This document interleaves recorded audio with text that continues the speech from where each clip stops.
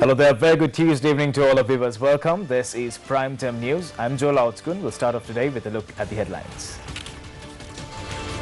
5 soldiers killed after an army truck collided with a train in Kilinochchi. Sri Lanka returns to US dollar bond markets, pricing a new issuance of $2 billion. Why was the drafting of a new constitution stopped?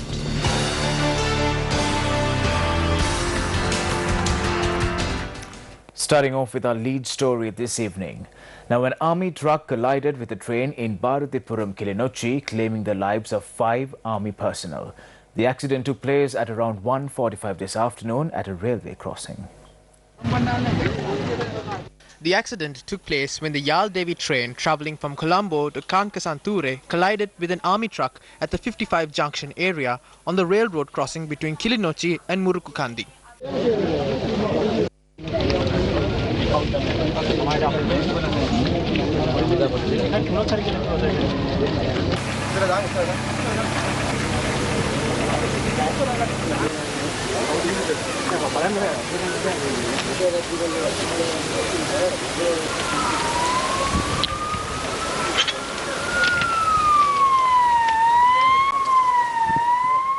Army spokesperson Brigadier Sumit Attapattu stated that of the 7 passengers in the vehicle, 2 army personnel sustained injuries and were admitted to the hospital.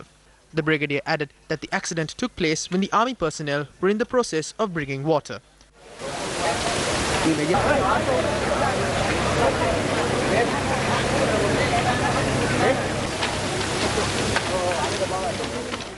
Among the army officers were 2 army corporals. Further investigations into the incident are currently underway. The security system, bell and lights have been installed in this railway crossing. However, following investigations based on the statements recorded, there is suspicion as to whether this bell and lights security system was in operation. Therefore, we will look into this during the investigation.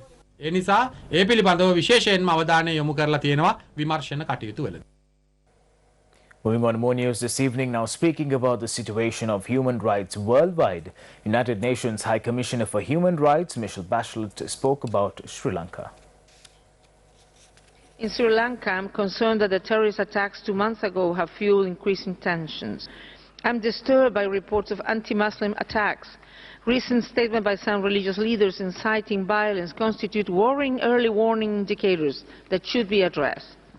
While some counter-terrorism measures are warranted, the state of emergency should be of minimal duration, and a priority should be given to bringing political, religious and other community leaders together to address root causes of all forms of violence and discrimination.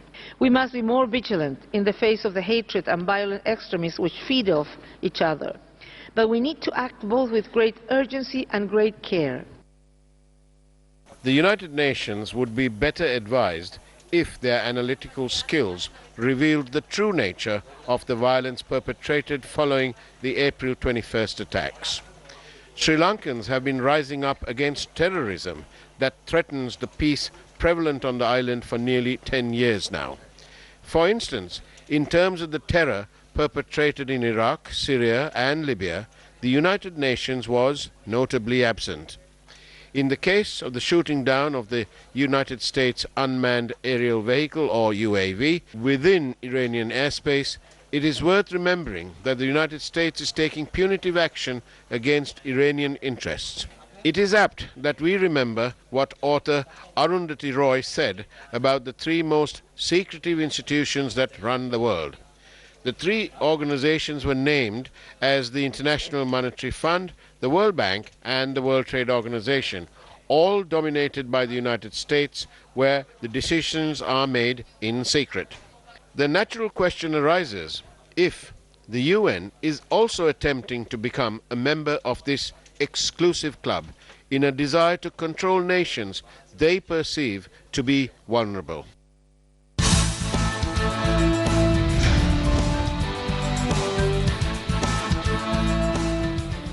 On our developing story tonight, now Iran's president has responded with defiance to the latest sanctions imposed by the US, saying they show it is lying about wanting dialogue. Hassan Rouhani said Donald Trump's policy was one of desperation, calling the White House, quote, mentally retarded, unquote. Rouhani warned that the sanctions against Iran's supreme leader would be useless, while those targeting its foreign minister closed off diplomacy. Trump said he was responding to recent aggressive behavior by Iran.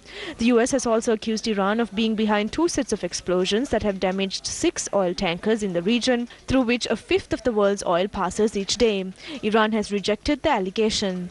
Last month, the president stepped up pressure by ending exemptions from secondary sanctions for countries still buying Iranian oil, saying he wanted to deny Iran's government its principal source of revenue. In response, Rouhani announced that Iran was scaling back some of its commitments under the nuclear deal. Officials expect its stockpile of low-enriched uranium to breach a 3,000 kilogram limit. Enriched uranium is used to make reactor fuel and potentially nuclear weapons. U.S. National Security Advisor John Bolton, speaking after the United States increased sanctions against Iranian officials, said Washington was still willing to talk to Iran.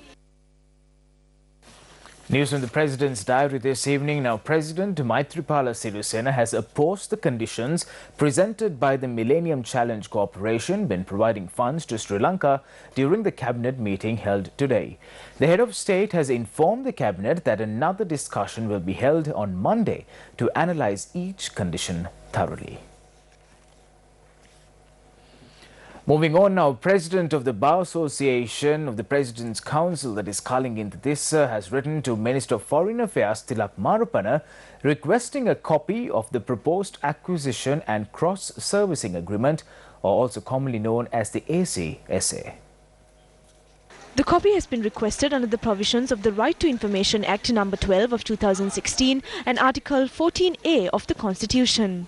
The letter reads that the undersigned is a citizen of Sri Lanka and the present president of the Bar Association of Sri Lanka, which is the sole representative body of more than 19,000 attorneys at law in this country. It adds, quote, considering the national importance of the said agreement, and I request from you to make available a printed copy of the proposed acquisition and cross-services agreement by virtue of Section 3, Subsection 1 of the Right to Information Act No. 12 of 2016, read with Section 24 of the Right to Information Act No. 12 of 2016 and Article 14A of the Constitution of the Democratic Socialist Republic of Sri Lanka, unquote. Now, a new organization established against the intervention of the United States of America was convened in Colombo today. Many politicians, lawyers and artists have joined the organization named Stop USA. The media briefing was held under the theme Let's Defeat the American Trap that will destroy the island using 3 agreements. This is the plaque of the building declared open by the US ambassador and Governor Hizbullah at the school in Batticaloa. The plaque mentioned that the building was built by the US military. 1,000 can be accommodated here and altogether 4,000 can be accommodated in 4 buildings. It's not clear as to why these buildings are constructed. Although people in the area have been instructed to stay in these buildings, we don't understand the disaster that the US only knows that will strike only Batticaloa. The American company named Tremble is being taken over by the Survey Department of Sri Lanka. The relevant acts and regulations are in the making. We have a letter here where the American Bar Association of Sri Lanka requests the Bar Association of Sri Lanka to open an office here in Sri Lanka. This is the biggest disaster that we know of. I left the Muslim Congress and established a new party named National Congress because of this issue. The war that was prevailing for a long period of time was about who was going to capture the Trincomalee harbour, Hambantota port or the Colombo port. But even after Ranil Wickremesinghe was brought to power, calling in good governance, we still experience bombings. We heard Zaharan's story and there were stories about extremism as well. But if we think about it, it is clear that it is not us who did this, or not Zaharan's. We are being controlled to fulfill what they want. There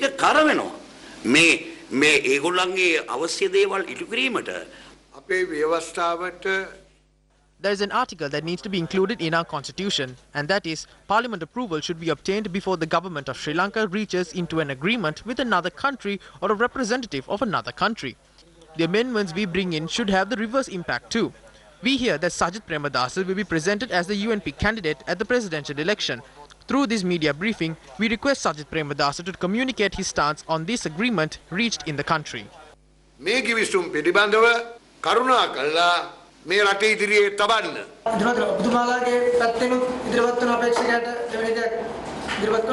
අපේ පැත්තෙන් අපේක්ෂක ඉදිරිපත් වෙන්න බෑ මේ ස්ථාවරයෙන් තොරව. ඒගොල්ලෝ මේ They have created a Muslim Sinhalese issue to maintain tensions in the country. This wasn't created by the Sinhalese or the Muslims. Posts are uploaded on Facebook in this regard, or Bimal Veeravansa says that they will win without the Muslim votes. ඡන්දනතුමා අපි දෙනවා කියලා කියනවා. අපි නිවැරදි කිරීමක් කරන්න ඕන. Let me make a small correction. It is completely wrong. It wasn't reported on the newspaper as well. We'd have taken legal action if it was published on a newspaper. A post with a fake news article has been published to circulate among the Muslims on social media. Social media වල ඉන්න අය අතර share වෙන එකක් හදලා දෙනවා. මේ Facebook වල එහෙම කියද්දී අපේ සහෝදරය කියනවා මම කිව්ව නැහැ කියලා. එතකොට කොහොමද අපි අන්න ඒක තමයි ඕන දැන්. ඒ තරම් කිට්ටු ළඟට අපි වැඩ කරන්න ඕන. ජනාධිපතිතුමාගේ The people of this country expect the president to intervene. We heard that the signing of the SOFA agreement was halted because of the intervention of the president. තුමාගේ මැදිහත් වීමෙන් කියලා ආරංචියක් තියෙනවා. හැබැයි ඒකී ඉක්මනින් ඡන්දයක් එන්න ඕන. ඡන්දයක් ආවා නම් මේ ඔක්කොම විශ්නාන. ඔක්කොම විසඳන්න පුළුවන්. The central bank, on behalf of Sri Lankan government, returned to the US dollar bond markets yesterday to raise $2 billion. This represents Sri Lanka's 14th US dollar benchmark offering in the international bond markets since 2007 and its second transaction this year. The 500 million US dollar 5-year bonds issued at a yield rate of 6.35% will mature in June 28, 2024. The 1.5 billion US dollar 10-year bonds issued at a yield rate of 7.55% will mature in 28th of March 2030. Economists point out that the government will benefit from the marginally lower yield rates of these bonds when compared with the yield rates of the bond issuance in March this year. The central bank says that the bond issuance was oversubscribed over 3 times, reflecting total subscription of $6.2 billion US dollars, clearly highlighting global investors' continued confidence in Sri Lanka and their positive outlook on Sri Lanka's economic growth story. The 5-year tranche saw allocations of 80% to US and Europe. Sri Lanka was due to settle its highest ever loan installment of $5.9 billion US dollars this year. Speaking exclusively to Newsfirst, Deputy Governor of the Central Bank, S.R. Ratigala, said that approximately 60 to 65% of this year's debt installment has already been settled. He added that the sovereign bonds of $2 billion US dollars was issued under the Appropriations Act and will be used to finance budget expenditure and repay government debt. Economists say that Sri Lanka's current reserves are not sufficient to repay foreign debt, and the government has no other option than to raise commercial loans as a temporary solution. They stress that in the long term, Sri Lanka will not benefit by this action. In 2019, this is the second bond issue.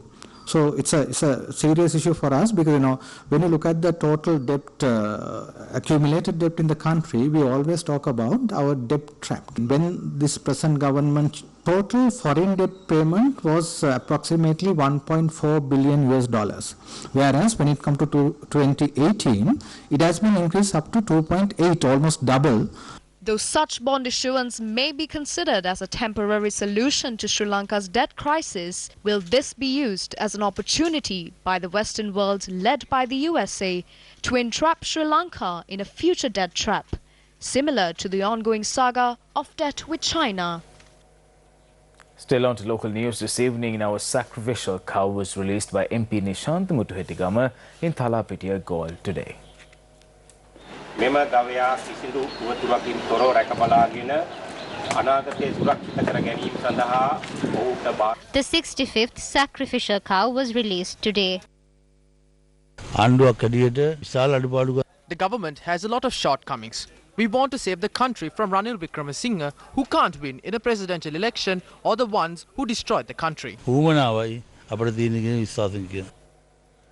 Now, hot on the heels of our coverage of the People's Bank's ever-increasing non-performing loan portfolio, details have emerged of the declining profitability of the People's Bank Group.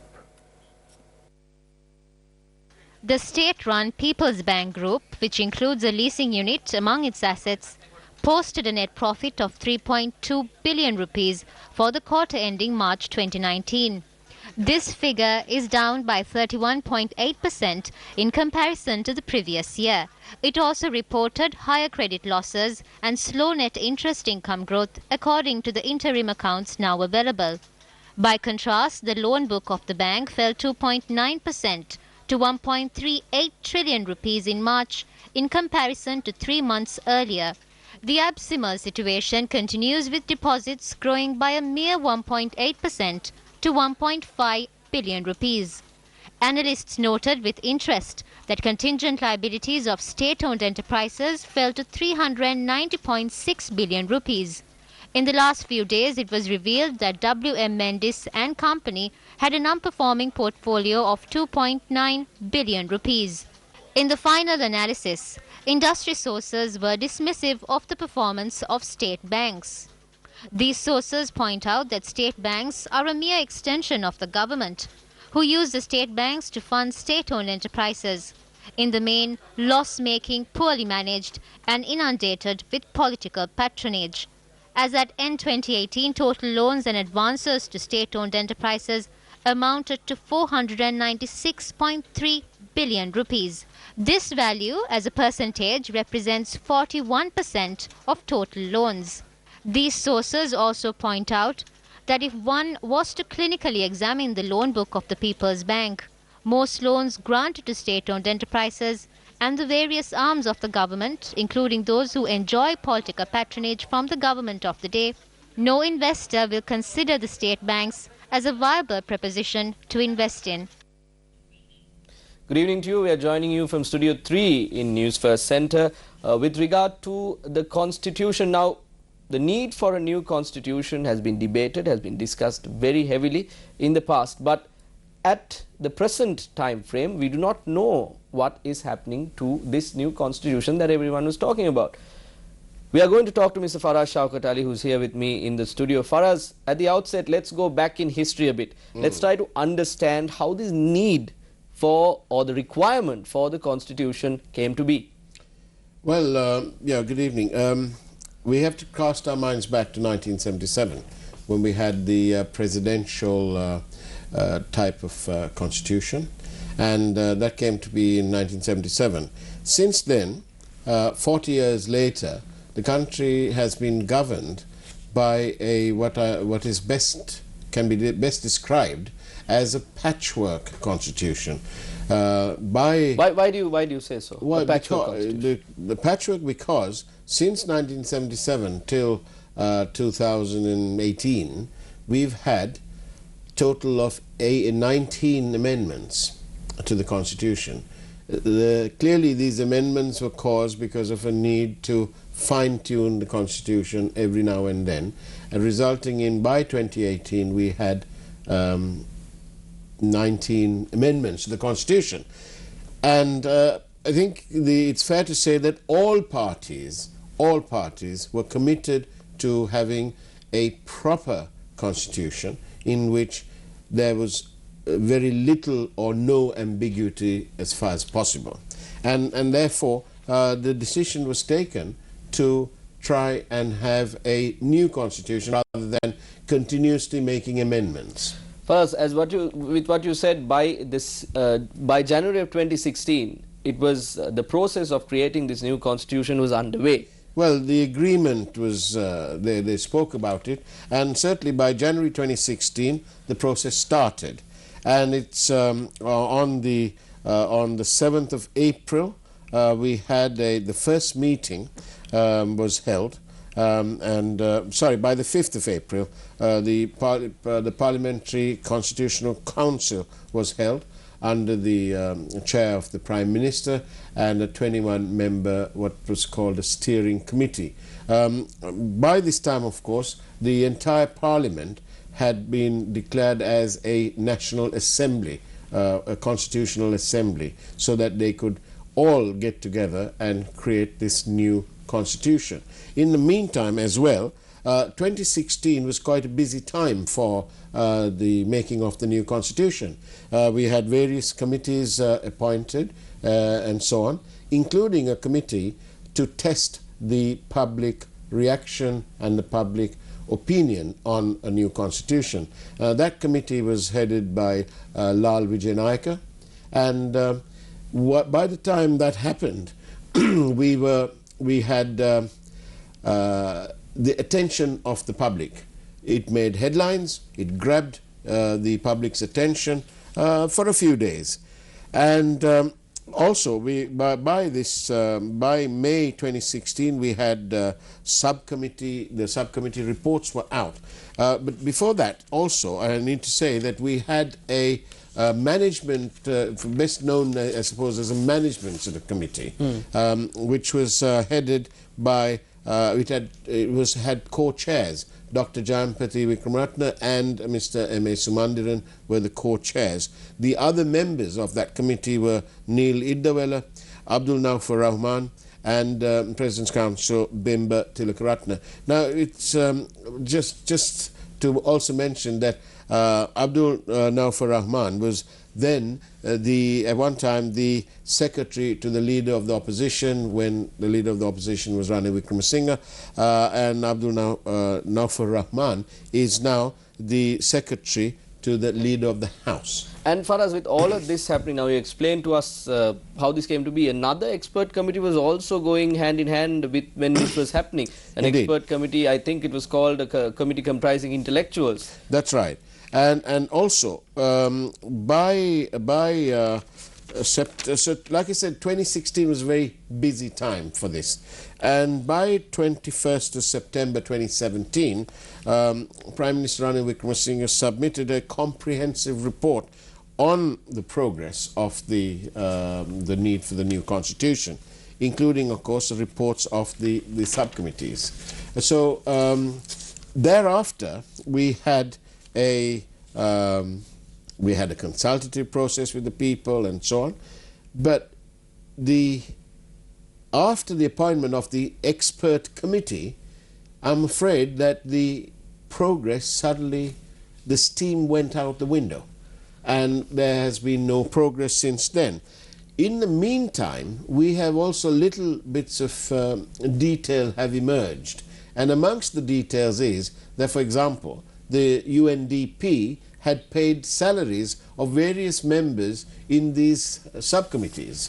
I have here a document for us which shows a contract of such a employee of the United Nations Development Program who has been paid, and you can see the signature of the UNDP head also in this document. So it goes along with what you're saying. But for us, my question to you is, now when you take a look at all of these instances, now we are taking a look at the constitution of a country, the constitution of our country. When you come to that situation, do you need foreign powers to be involved? Do you need institutions like, can't we make our own constitution for us? Absolutely not. We do not need any form of foreign advice, counseling, or anything of the sort. The constitution governs our country, our people, and the people of our country are supreme. They have vested their powers, given it to their various members of parliament, and it is to them that this contract, that this trust was placed, so that we can have a constitution that was clear, that had little or zero ambiguity, and therefore doing away with this constant need for the president and all sorts of people to petition the Supreme Court for their opinion, for their interpretation, and so on. This has happened several times over the last 40 years. And when we found out that the UNDP had been paying salaries of some of these people on these subcommittees or these committees, that indicates to us that there has been an erosion of the independence of that process. And that is bad news for our country, because this is our constitution. And honestly, if we want to take examples from other countries, we can do that. But we don't need people to be paid by other countries, because once you do that, you completely take away the independence and the integrity of those committees. Now, for us, initially you mentioned that the requirement or the request for a new constitution came unanimously throughout all the parties. The general public also spoke about it. You said it made headlines.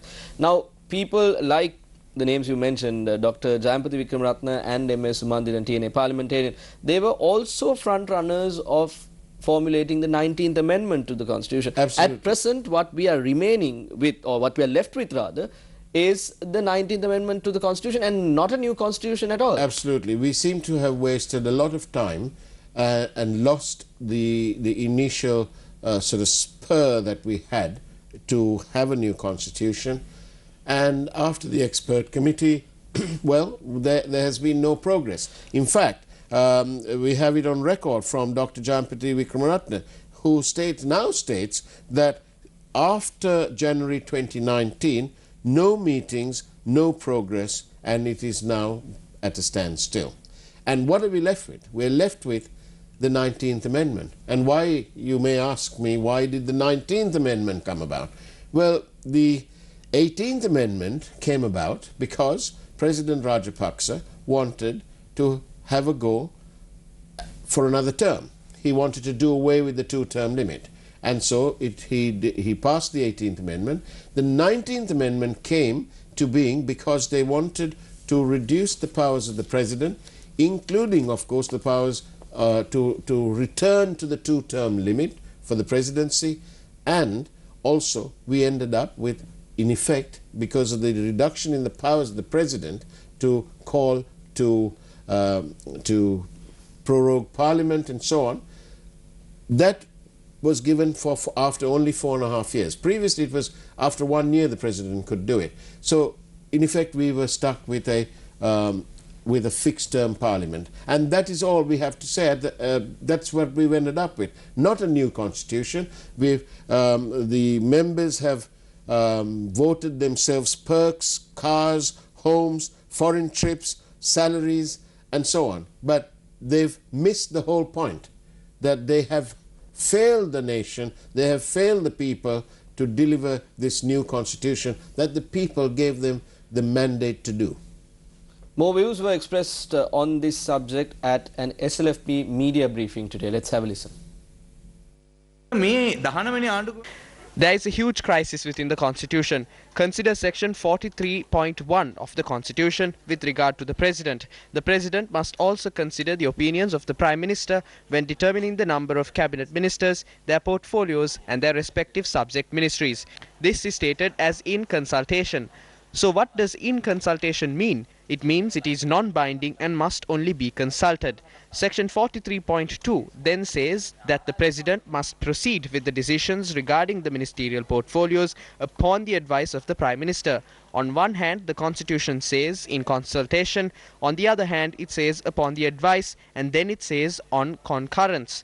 So when we analyze all of this, there is a misunderstanding as to the powers of the Prime Minister. Everything is complicated. So I question them, why did they create such a complicated situation? We requested the authors to come and clarify these issues. With regard to the dissolution of Parliament, Section 32.3 says one thing and Section 70 says something else. If the 19th Amendment to the Constitution was approved on the 21st of May, we were under the impression that the amendment is effective from the point the Speaker signs the document. However, the provisions in Section 15, 28, 29, 30 and 31 of the Act says that they will only come to effect after a general election. So the previous general election was held on the 17th of August. In that case, these provisions came into effect after the 17th of August. The President's 5-year tenure comes after the 17th of August.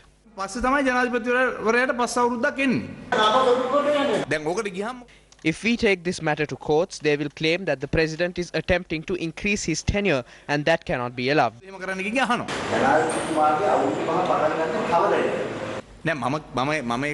I cannot respond to that question with a proper definition. The Supreme Court must provide an exact definition in this regard. Where does the power of the President lie? What are the exact powers of the Prime Minister? There is no clarification in this regard.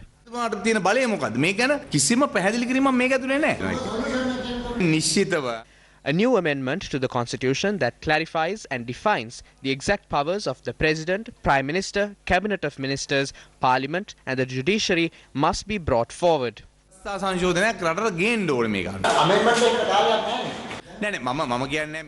not what I'm saying. The Prime Minister and his group is not permitting any amendments. Their objective is to create a complicated situation. If the advisor for the Constitution himself is a backstabber, what more is there to say? Ranil Wickremesinghe cannot become the president by obtaining votes. In 2015, President Maithripala Sirisena rode the bicycle on its seat and Ranil Wickremesinghe was riding on its cartwheels. However, afterwards the Prime Minister used the powers of the president. That is what happened. It is no secret that former Minister Faiza Mustafa was close to the President and provided legal advice when the 19th Amendment was being drafted. How were these flaws missed by these legal advisers at the time? At the end, these flaws have exposed the country to political chaos. Shouldn't the pundits who provided advice and who drafted the 19th Amendment be held accountable for the situation in the country? Do you recall how these people planned to attend an internal meeting for the drafting process of the Constitution?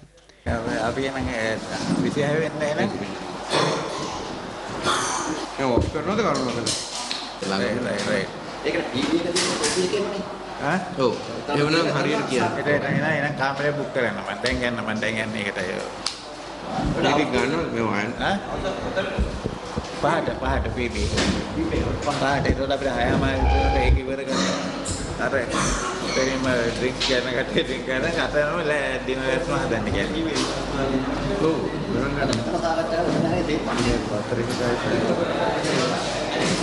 කාමරයකට යන්නේ ඉක්ලාස් පන්තියකට ගන්න. If this is the way serious matters like drafting the constitution of this country are being treated, then is there a point of expecting a better result? The graduation of community leaders of the National Peace Council was held at the BMICH today. Religious leaders, politicians, artists and civil activists attended the event. During the event, the National Peace Council presented a survey report on transitional justice to the Prime Minister.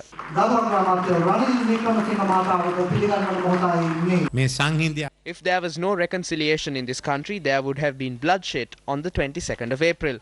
However, there was no bloodshed. Now the next challenge posed to reconciliation in this country are the various rumours claiming that those linked to ISIS and who are among the living are currently held by the government and being interrogated. Who bears such ideas? There are many currently in custody. Among the arrested may be those who are linked to terrorist activities. However, of those arrested, there are also those who have no connection or links to terrorism. We have instructed the Attorney General to release those who have no such connections and to proceed if there is anyone who can be released with bail. If they have committed any crime, they must be punished. That is all.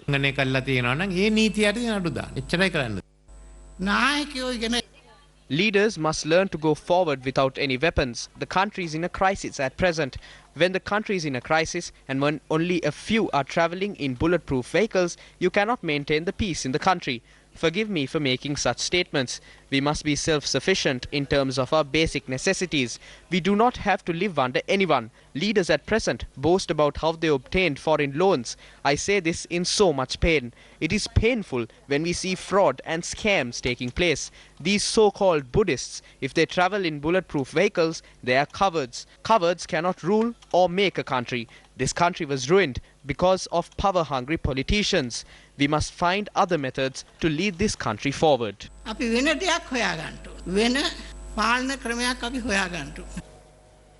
A monument constructed in memory of the late chief incumbent of the Kotte Sri Nagaviharaya, Most Venerable Maduluave Sobhitathera, was unveiled today at the Deyawana complex. Father Anthony Sunil spoke at the unveiling. Sobhita Hamaduru Devanta Vyapara Patangata. Sobhitathera initiated a massive drive towards justice and fairness. His effort was successful and a new government came into power. Sobhitathera is a person who created a king. When I went to his temple after a month following the election, unfortunately there was not a single person there. Sobhitathera was picking out weeds from a flower pot. I still remember the words he spoke to me while we were walking together, because it has been proven to be true now. He said, "Father, we have mistaken. 4 years later, I will say that we have made a grave mistake." His effigy is pointing towards us and it is telling us we made a mistake. that finger is pointed towards the parliament. It wronged us. He brought two people close while he received death threats, hoping that those two will develop the country together. Today, they claim that they cannot work together. If not, I will be in trouble. Who is suffering? You, me, and these journalists. The Thera would also have been disappointed at the amount of corruption which took place during the tenure of this government. I do not know what is happening with the central bank issue because it still has not been resolved. This is unbelievable. They claim a major public resource has been stolen by someone. They also claim political influence was given for it. Sobhita Thera would not ever have thought that the government he brought into power, risking his own life, would ever do such a thing.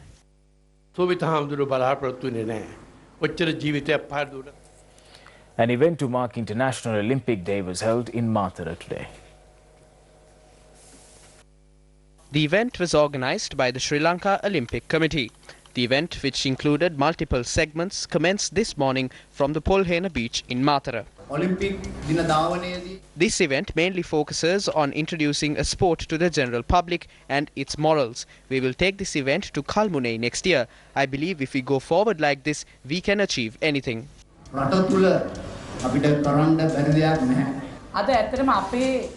Today is our Olympic Day. We must add value to the Olympic Games as well as sportsmanship.